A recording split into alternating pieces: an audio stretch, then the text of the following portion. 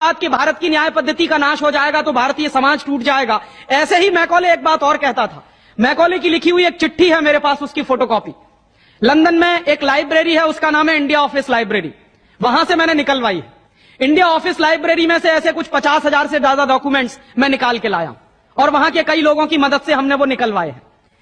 तो उनमें एक चिट्ठी है मैकॉले की, वो उसके अपने पिताजी को उसने लिखी है।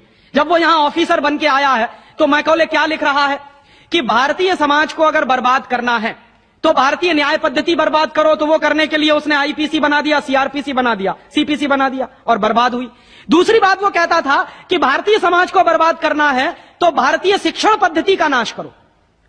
तो मैकॉले कहा करता था कि जो भारतीय शिक्षण पद्धति है, वो खुद मानता था इस बात को, यह दुनिया की सबसे ज्यादा विकसित और सबसे अच्छी पद्धति। क्या होता था, यहां गुरुकुल चलते थे, गुरुकुलों में विद्यार्थी पढ़ते थे और विद्यार्थी 20 साल तक, 25 साल तक ब्रह्मचर्य का पालन करते हुए शिक्षा ग्रहण करते थे, संस्कार मिलते थे और वो संस्कार लेकर समाज में जाते थे। उन्हीं संस्कारों से संस्कृति बनती थी और वही संस्कृति भारतीय संस्कृति कहलाती थी। ऋषि थे, मुनि थे, बड़े बड़े ज्ञानी थे, महात्मा थे, वो गुरुकुलों को चलाया करते थे और सारे के सारे गुरुकुल जो चला करते थे उनमें वेदों का अध्ययन, पुराणों का अध्ययन, उपनिषदों का अध्ययन, जो भारतीय ज्ञान है, जो भारतीय मनीषा है, उन्हीं सबका अध्ययन संस्कृत के माध्यम से कराया जाता था। मैकॉले ने क्या किया कि गुरुकुलों का नाश अगर करना है तो उसने एक कानून बनाया। क्या कानून बनाया?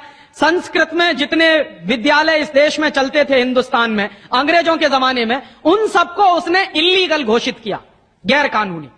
और उसने प्रतिबंध लगा दिया कि संस्कृत भाषा के माध्यम से कोई भी गुरुकुल चलेगा उसको अंग्रेजी सरकार मान्यता नहीं देगी।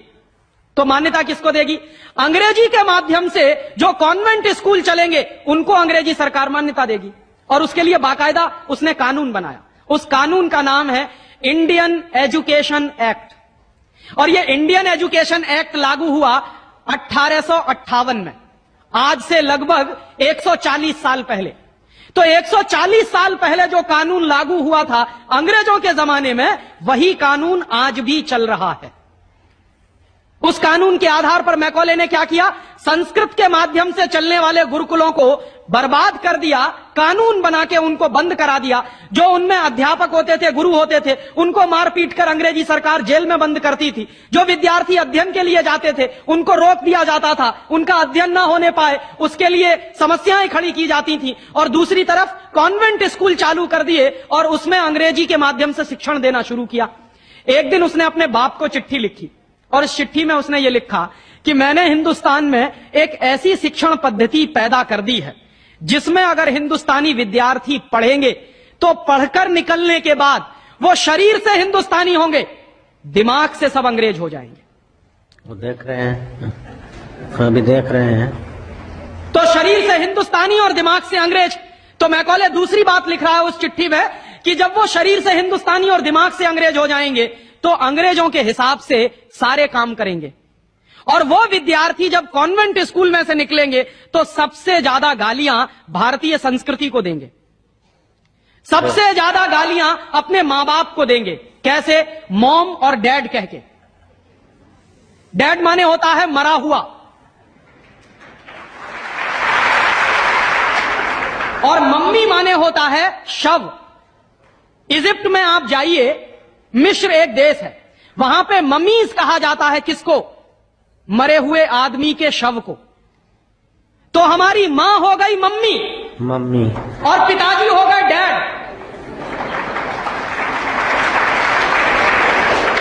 आया कहां से ये? मैकॉले ने डाल दिया हमारे दिमाग में। और मैं ये कहता हूं कि मैकॉले तो मर गया, उसका बाप भी मर गया, सब मर गए, भगवान उनकी आत्मा को शांति दे, लेकिन उसकी जो आत्मा है वो हम सब में प्रवेश कर गई है। और कैसे प्रवेश कर गई है? मैं आपको यह इतिहास की सच्चाई बता रहा हूं कि जिस जमाने में मैकॉले ने इस देश में सबसे पहला कॉन्वेंट स्कूल खोला था कलकत्ता में, वो कॉन्वेंट स्कूल चला नहीं, बंद हो गया। क्यों बंद हो गया? क्योंकि कोई भी भारतीय मां बाप अपने बच्चे को कॉन्वेंट में पढ़ाने को नहीं भेजता था। अंग्रेजों के जमाने की बात बता रहा हूं। अंग्रेज अपनी पूरी ताकत लगाकर भी इस देश में कॉन्वेंट स्कूल चला नहीं पाए, लेकिन अंग्रेजों